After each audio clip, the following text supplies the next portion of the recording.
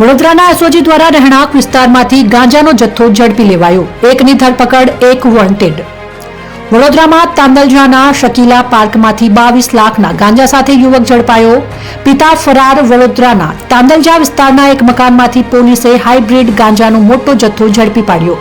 એક કેરિયરની અટકાયત કરી છે, જ્યારે તેના પિતાને વોન્ટેડ જાહેર કર્યો છે.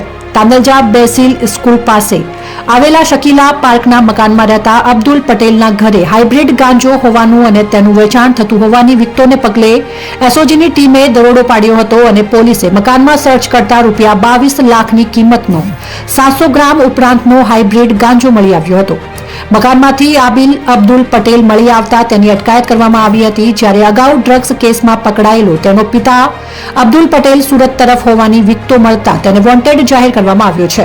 પોલીસે આદિબ પાસેથી એક મોબાઈલ પણ કબજે કર્યો છે, જેના આધારે ગાંજાનું નેટવર્ક જાણવા માટે ક્રાઇમ બ્રાન્ચના ડીસીપીના નેજા હેઠળ તપાસ શરૂ કરવામાં આવી છે. નોંધનીય છે કે આ મકાનમાં અગાઉ પણ ડ્રગ્સ મળી આવવાના કેસ બનેલા હતા અને અબ્દુલ પટેલ થોડા સમય પહેલા પણ પકડાયો હતો.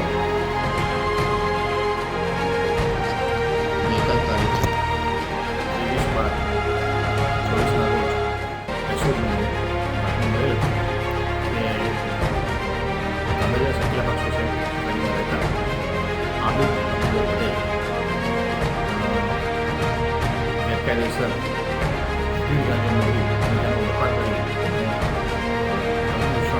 ફેલાવે છે. આ બાબત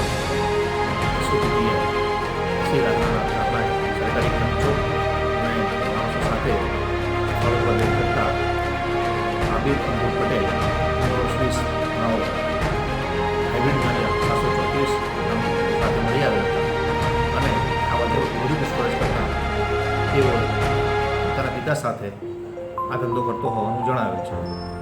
હાઇબ્રિડ ગાંજાની જે કિંમત 22 લાખ રૂપિયા 2000 તેમજ મોબાઈલ અને વજન કાંટો મળી આવી કુલ 22,43,700નો એનડીપીસી એક્ટ હેઠળનો ગુનો નોંધવામાં આવેલો છે.